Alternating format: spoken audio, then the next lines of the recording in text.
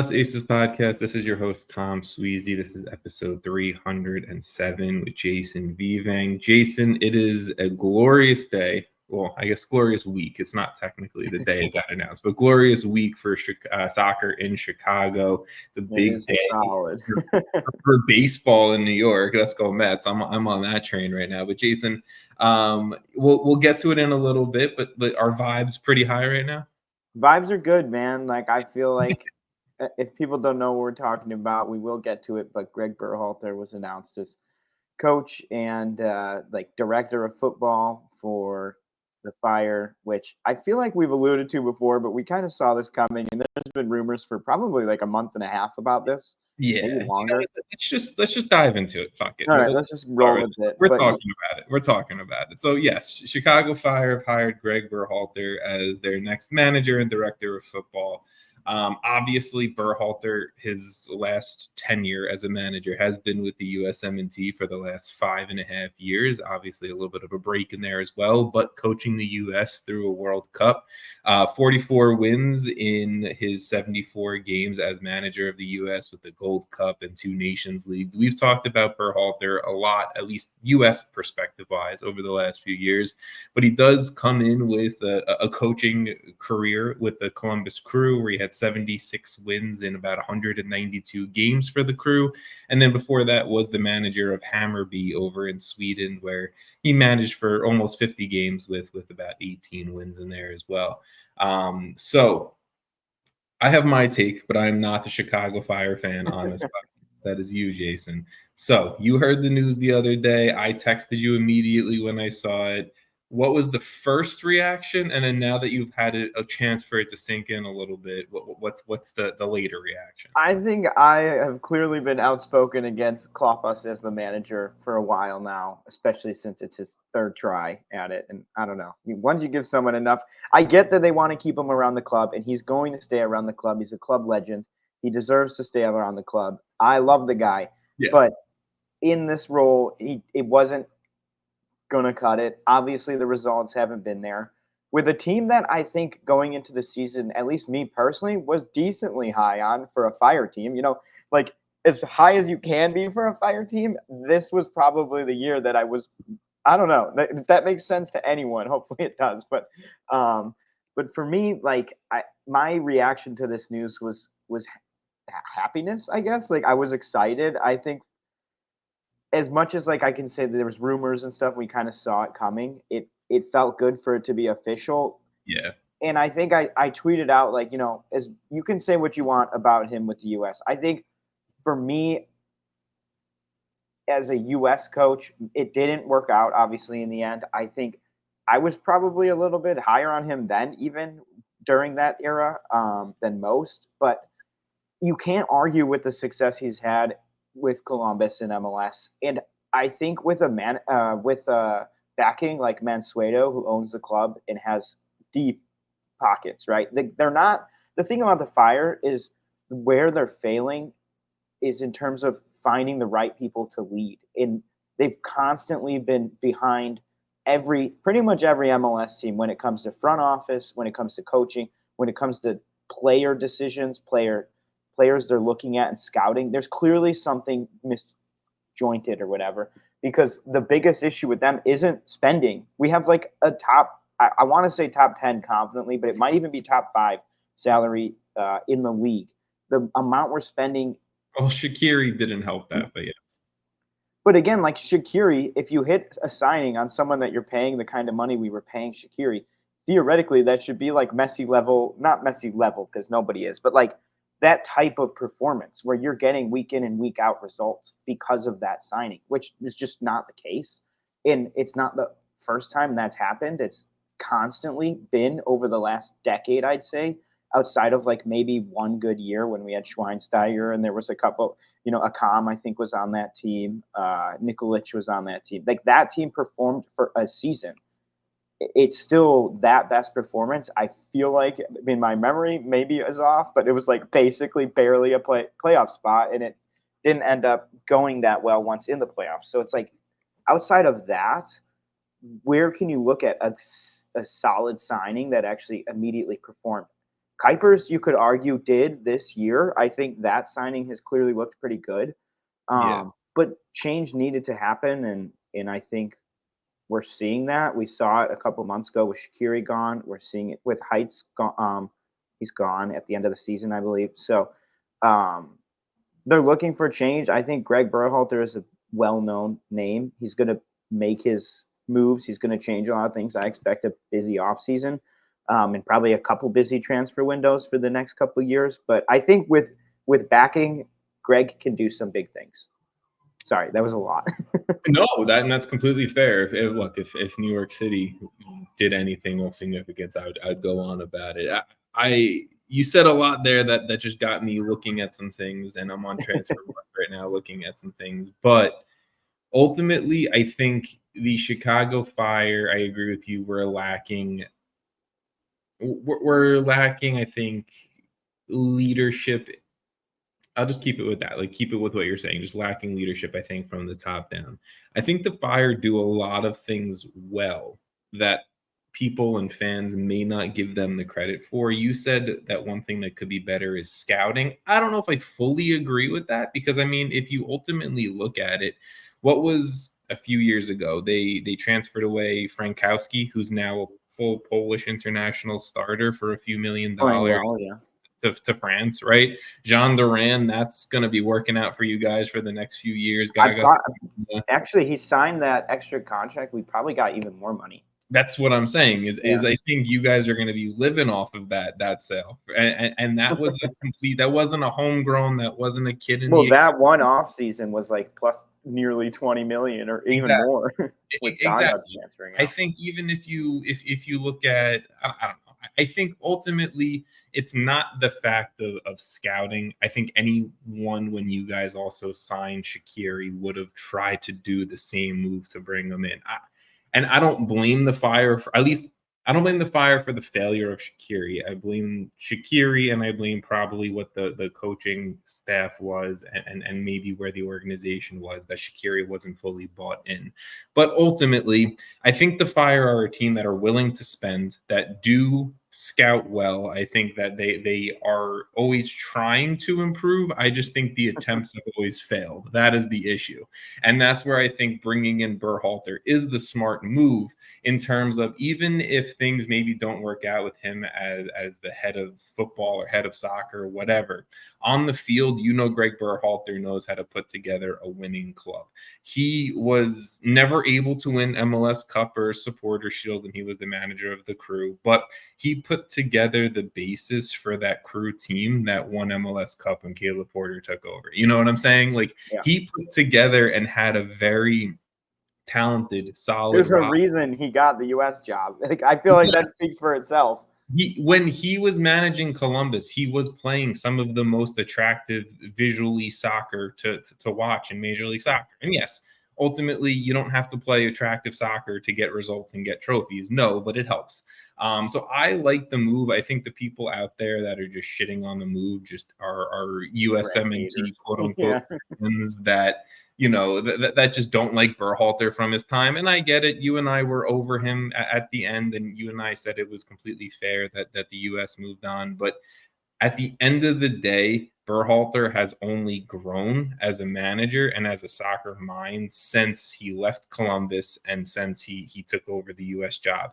He has more connections now to coaches. He has more connections now to scouts and everyone in between. And I think the most important part of that, when you're talking about him as being your head of soccer, your head of football, is now the connections he has to the USMNT and that player pool. And yes, Greg, the main reason why Greg is no longer with the USMNT is he, quote unquote, had his guys, right? Well, we've seen in the last 6 months that one of his guys, Weston McKennie, was potentially interested to coming to Major League Soccer, and that Juventus don't really have the tightest maybe relationship with him. So there is a chance that Weston McKennie, and if the Fire want to spend the Shaqiri money that they did, comes to the Chicago Fire. I'm not saying it happens, but it's a possibility. I would say the same thing with guys like Luca De La Torre. I would say the same thing with guys maybe like, I don't know. I was about to say someone that doesn't actually make sense, but you get it. There's plenty of names out there that I think maybe have questionable where their career is going. Is it stagnating, whatever, and could come to Major League Soccer, come back to Major League Soccer in some cases and excel. And I think Weston is just a long list of names that Gregg has now familiarized himself with more and built relationships more with. And that's why I think it's a smart move. I don't love the double pairing of head coach and director of soccer, director of football, but that's just me probably being a little nitpicky. But yeah, I don't know anything on that. I think, like, obviously we've talked about it, but yeah, the Fire spend their money. They're willing to spend money on big players. There's always been, like you're saying, Shaqiri's signing, I was pretty high on. I was excited for. I thought there's a lot that could go right with this. But there's always one piece in terms of the whole structure at the club that's missing. And that piece might be something different each time. Might be coaching, might be front office, might be changes and ideas that they want to do, might be player related. But there's always one thing missing. And at least this fixes, I would argue, two major holes in the organization with Gregg signing. And like you said, it doesn't always work. I think there's points where it has worked. I mean, I think Bruce Arena has done this same situation. I think where Berhalter is in modern day soccer, you look at Arena, you look at Peter Vermees, guys who have held both roles. I think that's maybe a little thing of MLS of the past, but it's tough. Can also still work. But getting him in to begin with is huge. I think, sure, maybe in 2 years, if it's not going well, he just goes into director of football and they find a head coach that he picks. And I think that can work as well. I think there's multiple routes here that they could take. And just getting him into the room in general for someone who goes and has seen the Fire constantly over the last, 4 or 5 years, just repeatedly put out embarrassing performance after embarrassing performance. Just having him there is already a plus. And I think people are hating on this move, but I would be surprised to find like a large group of Fire fans who don't think that this could be better. Could it fail? Yeah. And I think there's a lot of Fire fans who are probably very pessimistic about a lot of things, but that's just people. Yeah, and look, I can understand it. Again, you're coming from a New York Mets fan who is I'm very reluctant to believe in what this MLB postseason. It's the same thing with Chicago Fire. The last decade plus of the organization has not been good. Decisions have been made. That's just an understatement. Not been good. Exactly, right? But and there's the thing that I will just give the Fire, and I'll end it here for me. Is I think that there's been attempts to spend money, attempts to scout, attempts to develop and sell and try to keep the pipeline going. And they've been good in some of those. Development has been awesome for a lot of these players. Exactly. I just think it comes down to on the field and maybe a few roster decision making hasn't been there, aka Gaston Jimenez for the last 5 years. I cannot wait because I'm pretty sure this just signed him out a year. I even think whoever, if it wasn't Berhalter, Jimenez had to be gone, but whatever. The last thing I'll say, and this is more of a bad joke of, ultimately, I think this guy takes you out of the running for the Gio Reyna race in any year, but ultimately, Chicago Fire, I think this is a good move. This is a smart move. And Jason, if I was you, I feel a little bit excited because this is excited. Also, this is the most we've talked about the Fire in a positive way, probably ever. So that's a plus. Yeah, at least in the last 2 years. So yes, I can agree with you on that. Cool. Let's move over to another club that is that has a soccer manager announcement. No shit, we're talking about soccer. A manager announcement. But Austin FC, they've parted ways with their manager Josh Wolff after 4 seasons in charge. In 148 games in charge of Austin, he has a record of 51 wins, 30 draws, 67 losses. His best finish coming in 2022 when the club finished second in the Western Conference and then lost in the Western Conference Finals. I'll start with this one, Jason. When you look at Austin FC's last few transfer windows, since new sporting director Rodolfo Borrell came in. He's clearly made changes in terms of getting his guys on the roster and moving away from previous players that were part of previous regimes, right? He wants his guys in there. And to me, it did feel like maybe Josh Wolff was going to get a chance under Borrell because they seemed to have a positive working relationship. There was a lot of positive comments coming from Borrell about Josh Wolff. But ultimately, I think the results speak for themselves, and I don't think Josh Wolff has had success outside of one season when they clearly overperformed all of the underlying statistics about that 2022 squad. So to me, it was almost a matter of time. I think it, and we've said this before. If you are a club that does not make the playoffs, that includes the playing game in my brain in Major League Soccer, and you are not like a first-year manager, or you have not built up this long tenure and resume with that club where you deserve a little bit of slack like Jim Curtin, I think you deserve to get fired as manager. Not that many clubs miss the playoffs. And Josh Wolff, you haven't been there long enough to deserve the slack. You've made the playoffs one time in 4 seasons. The firing is deserving here, and I'm not saying I'm happy that someone got fired from their job, but this is a results-oriented business, and he was not getting the results for a club that has put in a lot of money, continues to put in a lot of money, player development, and everything off the field as well that they're doing great down in Austin. So that's my take. I hope Josh Wolff finds an assistant job somewhere because I think he's totally deserving of that. It just comes down to, I think Austin is moving under a new direction with Borrell, and hopefully they can find success because that's a fun place to play and watch soccer at.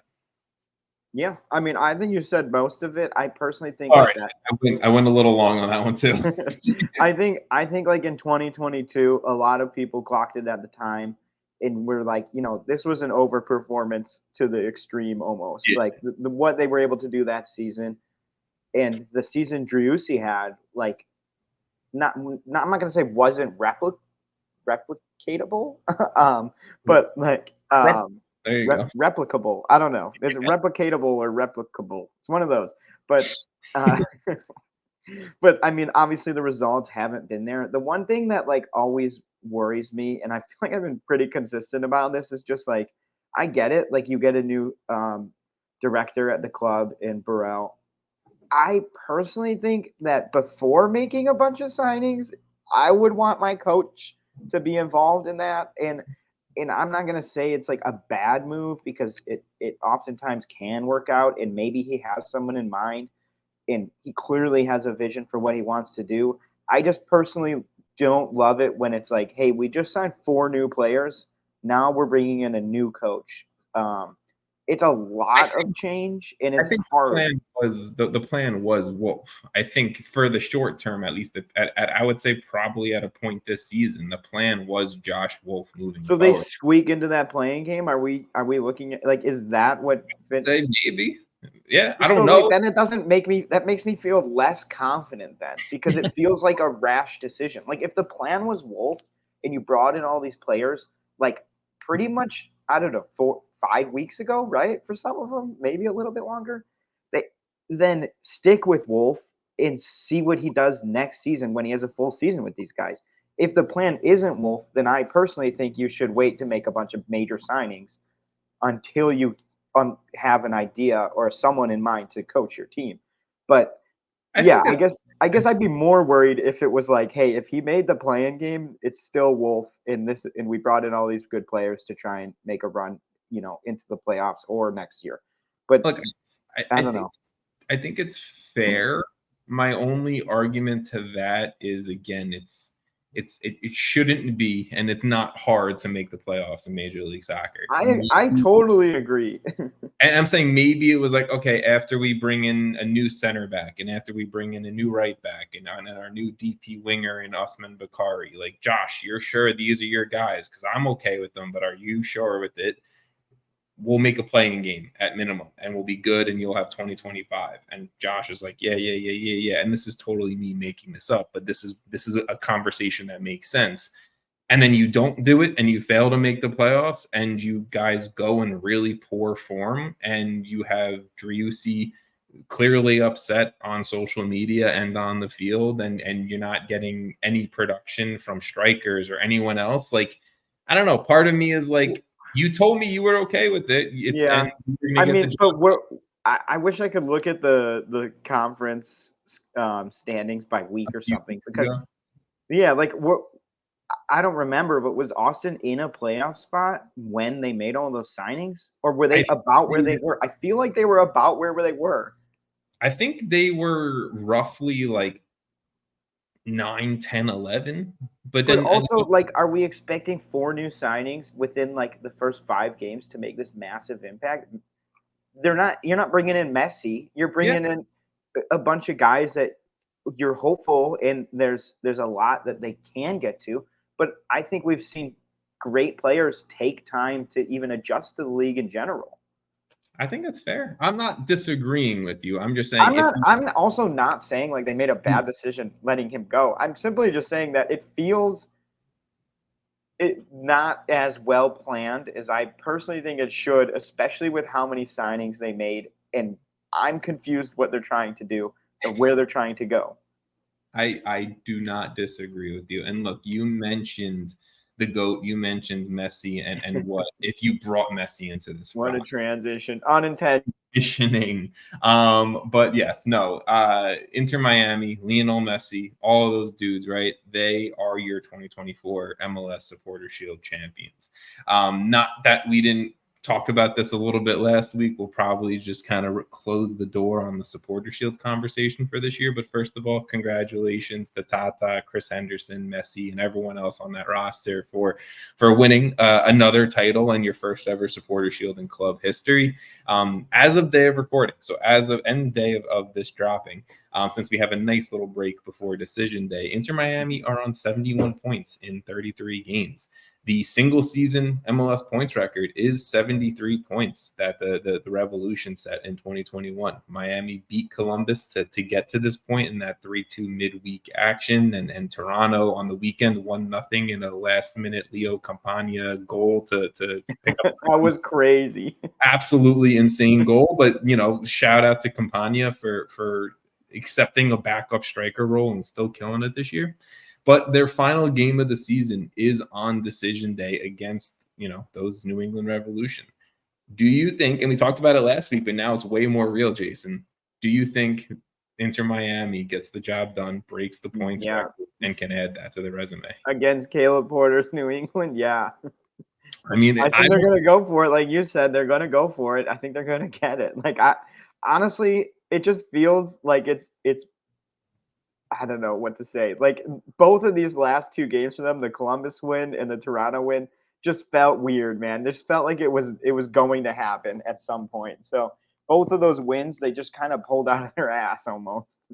I mean, look, the Columbus game was wild in terms of, red cards and PKs and missed PKs. And I think I was texting you during that game where I was like, I honestly come out of this more confident with Columbus with the way they played that game.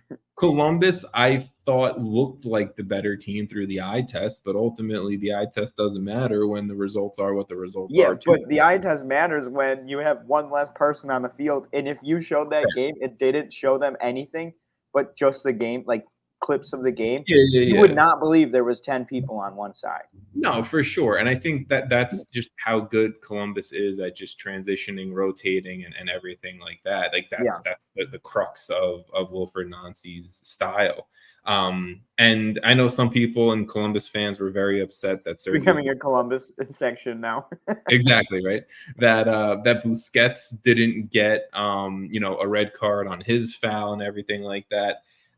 I'm not getting into non-calls or calls, but ultimately at the end of the day, I think for a supporter shield, for any trophy, for a season-long title, You need a little luck. You need a little. You need to obviously be good, but you need a little luck on top of that, and that's going to be through injuries, through calls, non-calls, results, and everything like that. And I would say that a combination of all of that has gotten this Miami team 6 points in their last 2 games, and the ability to raise a title. I do think they break the points record as well. If they don't at this point, Jason, and I'm going to challenge you on your. Oh my goodness! No, we're not going back to this. No way. If they can't do it against New England on decision day, I'm a little upset. I genuinely think they're going to do it, and I literally was, before you said something, was going to say, as long as they win this game, then we can put that dumb fucking argument to rest that this is a disappointment of a season if they don't break the record. Again, I don't challenge that the word disappointment's harsh, but I am a little. I would love to see how many teams have broke 71 points even. That's a small group. I think, in MLS, breaking 70 points on the season is impressive nonetheless. But still, I think with Messi, I'd like to see the points record broken. That's all I want to say. I think I want to see it, and I think it's going to happen. But I need it to happen because I don't want to talk about this disappointment anymore. In 2 weeks' time, since next week there is only going to be. I'm celebrating Gregg Berhalter joining my team. Okay, they can celebrate their supporter shield without the record. Okay, that's fair. That's 100% fair. But in 2 weeks, when decision day is over and we're talking about it on this podcast, I will make sure that is the first thing that I bring up. I promise you. All right, cool. The playoff race is here. It's way more clear, and I think we should probably start with the Western Conference since that's a little bit clearer to go with. But ultimately, in the MLS, in the Western Conference, we have a few more teams that are officially eliminated. St. Louis City, FC Dallas, Austin FC, as we kind of talked about Austin before, are all eliminated from playoff contention, and that means that we know all 7 playoff teams. Well, we know the 9 teams that are going to be throughout the playoffs and the play-in games. We don't know where things are going to fall at this. We kind of know groups. Yes, we know teams where they will fall. So, Jason, let's just start at the top. Easy one, right? LA Galaxy, they are the number 1 team in the West. They cannot move from that spot. They have clinched the CONCACAF Champions Cup spot as well through being the number 1 team in the Western Conference. Congratulations to the Galaxy there. Let's move on from the Galaxy. They're good. We got it, right? The next grouping is going to be a combination of LAFC, the Seattle Sounders, and Real Salt Lake, right? Yeah. That is the home playoff teams. The shifting can happen between 2, 3, and 4, but Jason, ultimately, these are, I think, over the course of the entire season and not just looking in super previous results, I think these are probably the next 3 best teams out in the Western Conference that we've seen, again, over the course of 2024. Would you agree with that?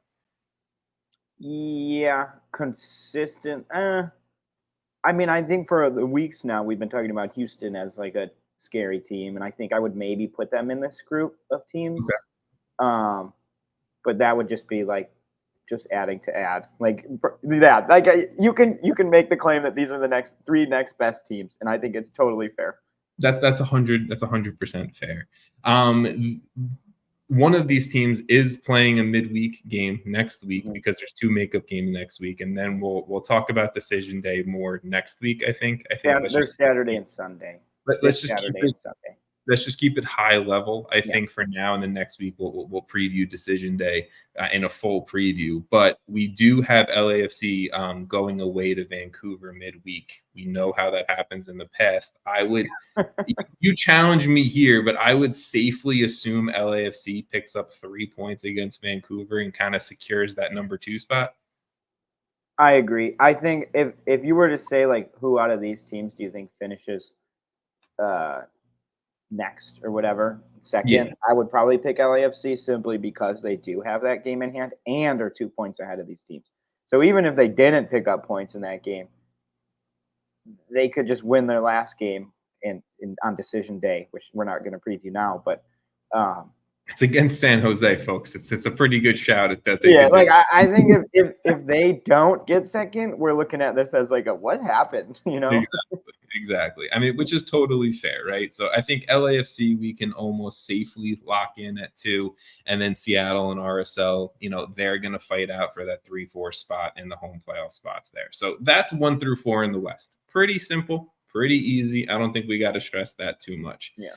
Now, 5 through 8 in the West is ultimately decided. The other super easy one is the Portland Timbers. They are going to be playing in the play-in game. They technically can jump up to the 8th spot, but they're in the play-in They game. can host the playing game. I'm not stressing the playing game too There's much. honestly a pretty decent shot that they actually do end up in 8th.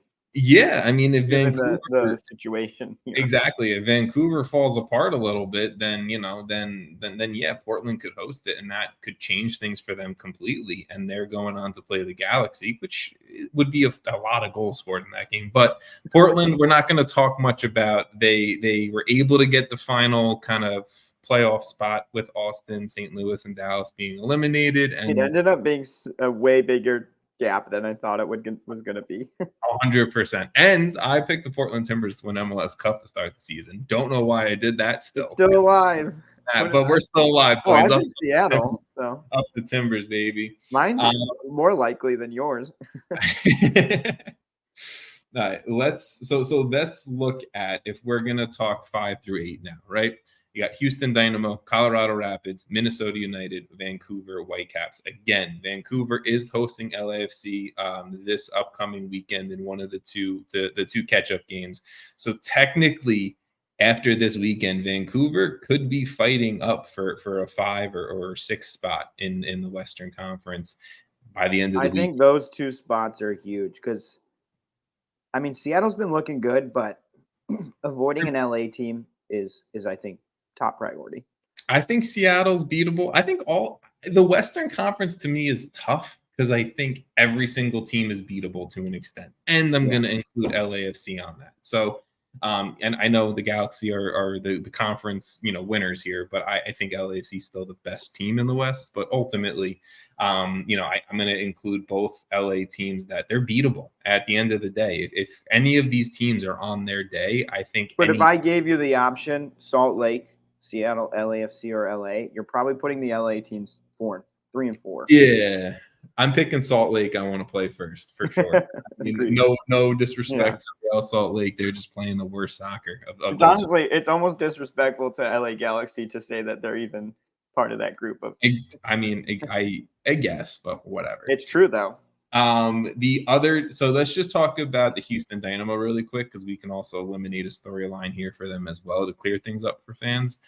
Houston is not eligible to play in the play-in game due to points, so they're good. They're going to be in a playoff spot, just not a home playoff spot.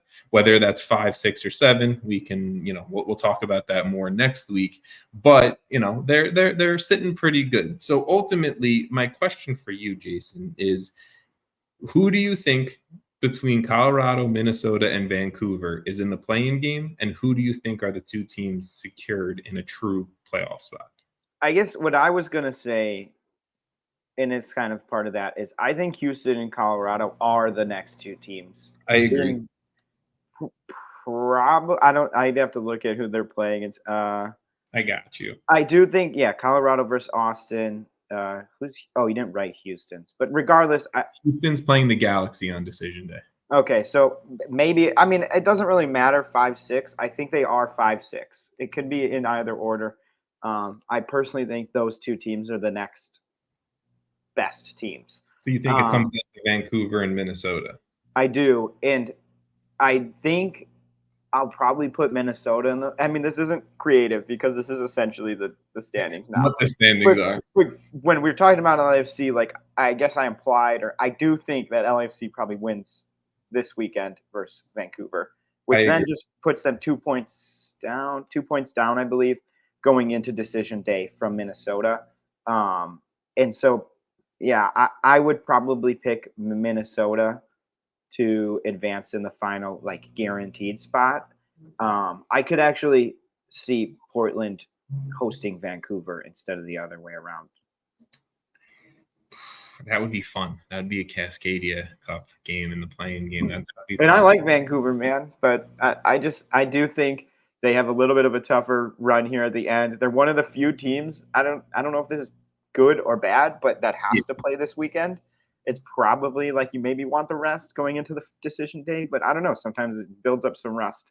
The difficulty about this weekend too is it's an international break, and I know Vancouver is sending 6 guys on international duty, and a lot of them are obviously key players like Ryan Gauld, like Pedro Vite, like Fafa Picault, and a lot of guys. Yeah, there. so just the standings how they are can shift, but I personally think they're going to look similar to this at the end of the season. If it wasn't an international break, I'd give Vancouver a shot on the weekend. But even so, I think Vancouver's a better team than Minnesota. I think even if Vancouver loses this weekend, and obviously things stay how they are, Minnesota's hosting St. Louis. Vancouver's on the road to RSL. Again, I said it before, RSL not playing the best soccer. There's still, I think, a pretty fair shout that Vancouver jumps Minnesota, and we have Minnesota, Portland in the playing game. And that's the highest they can finish is 7th for Vancouver. Exactly. Yes. So what we will see. It's kind of like I think it's going to be LA Galaxy, LAFC, and then Seattle Salt Lake 3-4, probably going to stay that way. Yeah. Houston, Colorado is the next kind of group, and then I would probably put Minnesota and Vancouver as interchangeable in those 7-8. I think that's. I think I'd put Vancouver in the 8, but I just think they have a tough go of it. But I think if I'm talking results wise and what's going to happen, I don't disagree. I think power ranking wise, I think Vancouver's better. But I do think they're just the better team. But that doesn't mean they're going to get the results. So that's how it's going to wrap out. Yeah. Let's finish up the Western Conference and the 5 eliminated teams we have right now: Austin, Dallas, St. Louis, SKC, San Jose. And I didn't write this down, so I'm throwing this one on you. Who do you think you're most confident in to make a playoff spot next year? As of where things stand right now, we don't know what a winter window looks like. And who are you like, yeah, they're still going to suck next year? I can give you mine if you need a second, I think. It's actually, I think, closer than it could be, especially after I kind of ripped on Austin. I do think they're not they could be in a great spot next year, but I think most confident just year over year, I would probably put Dallas as a team that I think would go into the playoffs next year out of that group. Yeah. I think San Jose, and honestly, I'd probably put Kansas City in there, have a lot of work to do. And then St. Louis. St. Louis to me out of St. Louis, Austin, and Dallas, if you told me any one of those 3, I could kind of see it. I'm going St. Louis if I had to pick one of the 5 because Toychert is sick. Marcel Hartel has been great since he came over. Simon the summer signings. They also had 13 draws.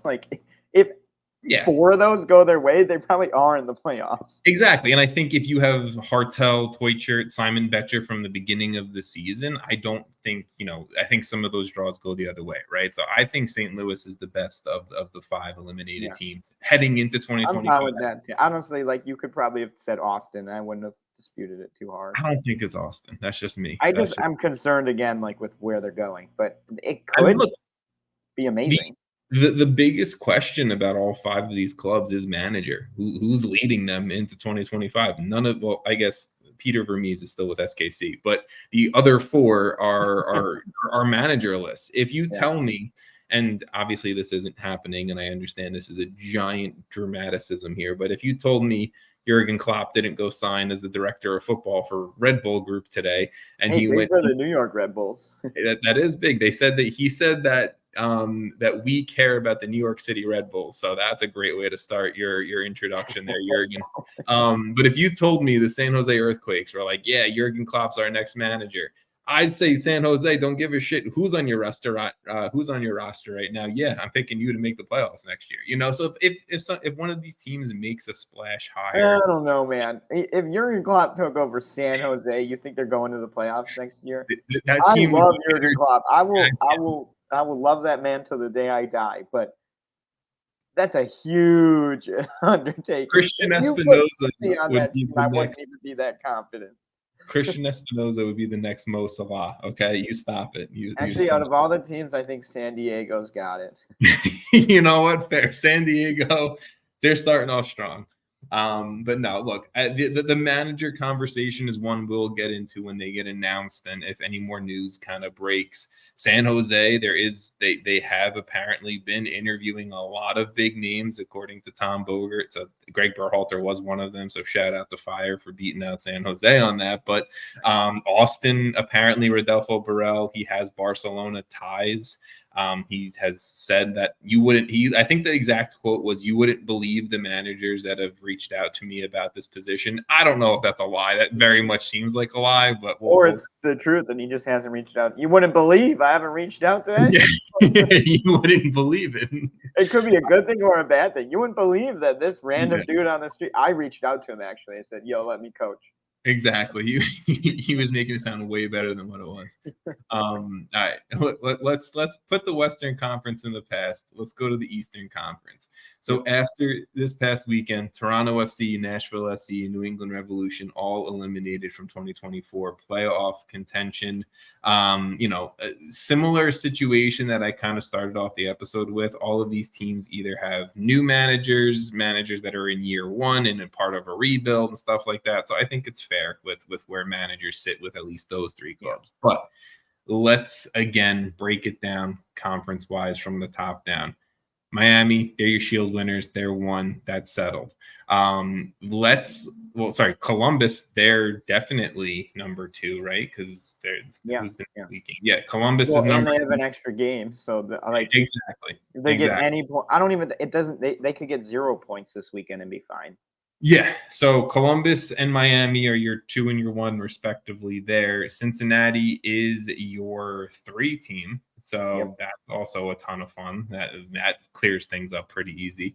I think the 3 teams we've been talking about all season as the 3 teams. Yeah, exactly, right? I mean, to me, I think Cincinnati's pretty down bad right now, but that's on me. I guess agreed, but they're still, I would say, in that. Well, I don't know. Maybe you'd put Orlando ahead of them at this point. I think Orlando's a better team than Cincinnati right now. But let's look at the number 4 seed, the final home playoff spot for the Eastern Conference. It is technically up for grabs right now. Orlando City is in that spot on 52 points.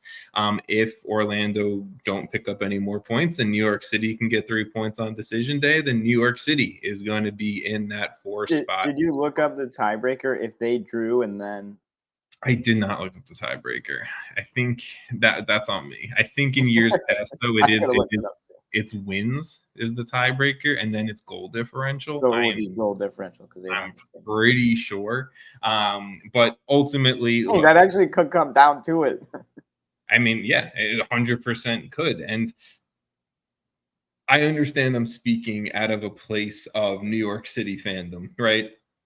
Look at the banner behind me. Look at everything I've talked about in since I've started this podcast. I think New York City has a legitimate shot at being the number 4 seed, and this number 4 seed is absolutely bigger than I think what people actually realize. Of the 8 teams that, of the 4 in the West and the 4 in the East last year that made the playoffs, only one of them lost. 7 of the 8 teams made it on to the next round. Like, the home playoff teams matter in the MLS playoffs, and either way, there would be a good chance that I think Orlando and New York City are playing each other in the first round. There's a very high chance of that.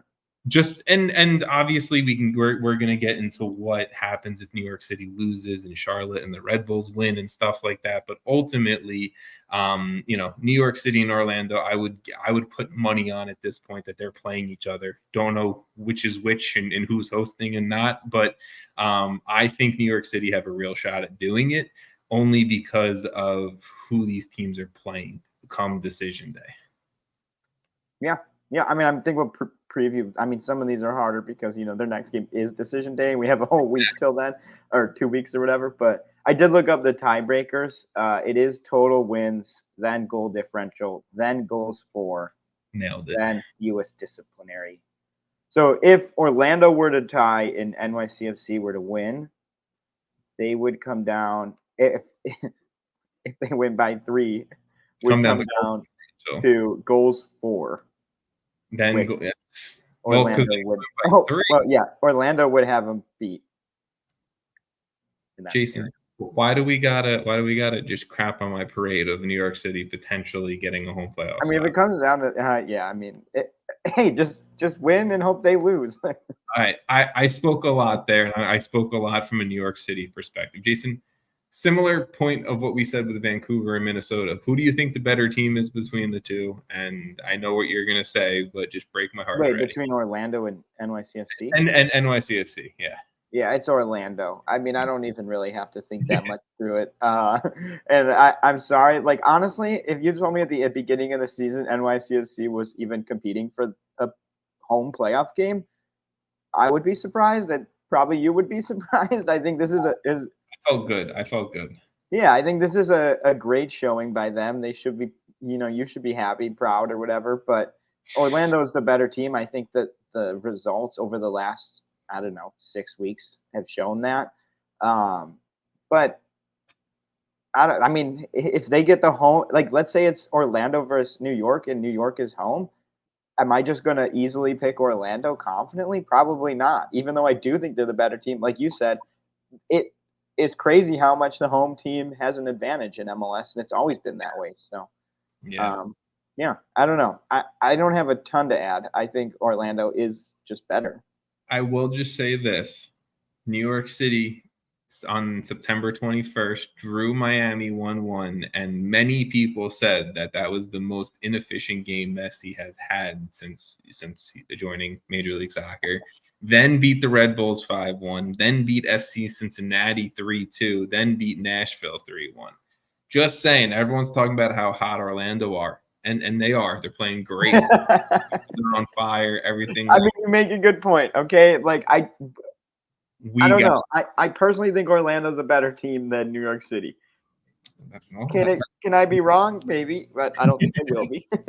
Well, New York City, they are on the road to Montreal on decision day. Orlando are hosting Atlanta on decision day, so that probably helps out Orlando even more there. Again, we'll dive into stuff. I like how you put all these like the first team is hosting. Yeah, I fucked it up. I had to go check when you said that. I was like, wait, they're hosting? I read that as not. I thought they were on the road.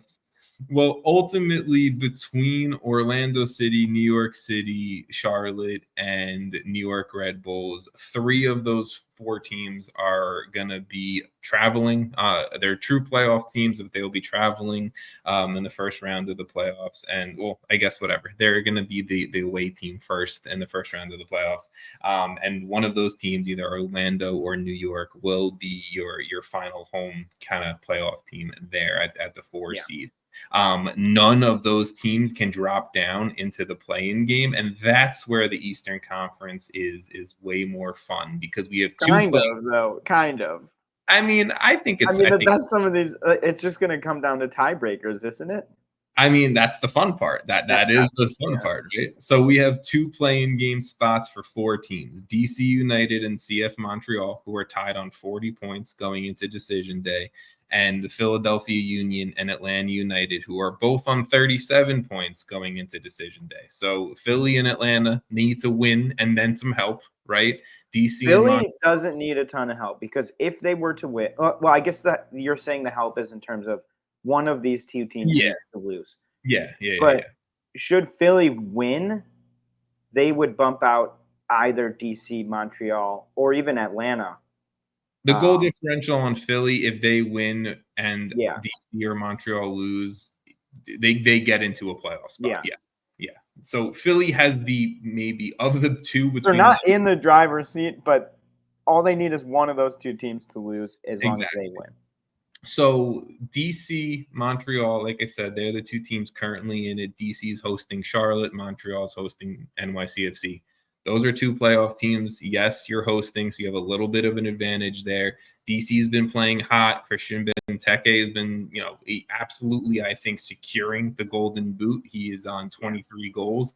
So unless Bouanga's on international duty, so it doesn't even matter. So, yeah, Christian Benteke, shout out to you. Congrats on the Golden Boot. But if he scores like a bunch in decision day, I guess 5 goals on decision day, 4 goals on decision day, and good point, yeah. But whatever. ultimately, I think DC and Montreal, they're both playing great soccer in the last few weeks. Obviously, why they are in the spots that they're in. And I think both are probably, I don't know. Can you agree with me that they're confidently both going to be in the playoffs? Or do Which you one? think DC and Montreal? I would disagree. Okay, that's fair. That's totally fine because I'm pretty confident DC will be there. not Montreal. I personally think, and I'm going to roll with it because I've been doing it, I think Philly wins this weekend or next weekend. And I think Montreal doesn't. So you think Montreal loses, which is fair because, the best team in the league's coming to town. Then you have Philly hosting Cincinnati. We were just talking about how NYCFC's hot. Yeah, fair. They are playing a Montreal team they could definitely beat, right? Yeah. I think Philly, while they've had very up and down results, I don't know. I don't know if I want to say they're like a good team, but I think they're playing a team that's been pretty bad in recent weeks. I would say very bad in recent weeks. Cincinnati's wounded, hobbling into the playoffs at this point. They're hosting Cincinnati, which actually might be beneficial for Cincinnati at this point. I don't know. Cincinnati's great on the road. They're shit at. Yeah. I mean, look, it's fair. It's 100% fair. I don't think Atlanta really has a shot at it. I do think Orlando's going to take that and be the fourth. I think if I had to pick a team I can confidently say of these four that I don't think is going to make it is Atlanta. I think we can put them to rest. I mean, I think what you're saying is in like Montreal and DC, while like literally needing a draw to get into this game, are clearly in the best positions. Like it's not even debatable. I just think with how they've been playing, like they both been playing really good. Like I can't sit here and say like Montreal's kind of sucked the last few weeks. They haven't. Same thing with DC. True. DC's gotten a little lucky through some. I mean, there was a wild game a few weeks ago with them that they scored 2 in like back-to-back goals in the stoppage time. Like it was wild, but maybe you need a little luck at this point to extend your season a game because then you have to go play DC, Miami if you even win the playing game. But it is kind of crazy that I've had Philly this whole time, and I was like, all they need to do, they have the toughest remaining schedule. They got to beat one of these teams, and they lost to Orlando. They lost to what was it, Columbus last weekend? Yeah, they're just falling apart. Now they have. So, like, for all, I guess I'm probably wrong. I'm just going to stick with them because I've been going with it for like 4 weeks. That's fair. You know what? I can respect that move of just saying you stuck with them the entire way. Hey, I did that last year with Columbus in the playoffs, and look where it got me. It got you MLS Cup, From baby. round 1 all the way through. They didn't even send you a jersey or a ring. That's really shitty, But okay. You gave them MLS Cup. That's pretty much how I view it. Am I like a guru? Jason, they're a wizard. I don't know if either of those are correct. There's that's fortune teller. Yeah. There you go. That's it. Yeah, that's it. You got there. There are 2 games this weekend. Columbus hosting New England. Yeah, there's not really a game to pick, really. Give me game. I mean, I think there's clearly. There's definitely a better game, which is the LAFC Vancouver game. But out of 2, is it like just watch them both? I mean, yes, watch both. They're not even the same day. Columbus is playing like a C team probably at this point to play New England. And then I think, Vancouver and LAFC, whoever's not on international duty, will probably just make that the better of the 2 games. I mean, I do think that's an important game, though, like we were talking about earlier. It really is important for Vancouver. If they win that game, I don't know. I don't want to go back. My brain hurts. No, it's fine. It is an important game, and if I had to speak for you, I would say that's the game of the week because Vancouver needs a win. It's definitely the game of the weekend. Yes, it is. Again, like they're not at the same time. They're on entirely different days. Actually, technically, they are on at the same time. I guess 7:30 for East Coast, Saturday and Sunday. So just watch them both. They're both good. Enjoy both games. Honestly, if you miss the Saturday game, you're probably not going to be missing much. Watch both games, but you really it doesn't matter. It doesn't really matter for any of the teams playing. And like you said, Columbus is going to be putting out kids. Yes, and I think, Jason, we have some homework to do before next week's episode. We have to really kind of, I think, solidify what we think is going to happen on decision day. And, I guess we'll preview decision day in full next week. And then the MLS Cup playoffs are here, baby. Like this is the fun time of the year. This is the best episodes that I think you guys get from Jason and I every single year. This is the most fun time of the year. I will say, I feel like the MLS gods have been quite nice to us with the way this is played out. Like in the East, you already have pretty much solidified spots. Yeah, same thing with the West. Solidified, right? Like I said before, there's groupings of teams that are pretty much solidified in those groupings. I fully agree with you. I think it's at least a little less there's 15 different scenarios that can happen. If this team wins by 2 and that team wins by 1 and that team loses by 4, and then we're gonna have a situation that's crazy. I'm pretty sure that was last year, wasn't it? It was last year. Last year, I remember being like, I don't even know what you want me to say. There's literally a million options. It's like that. I'm bad with references.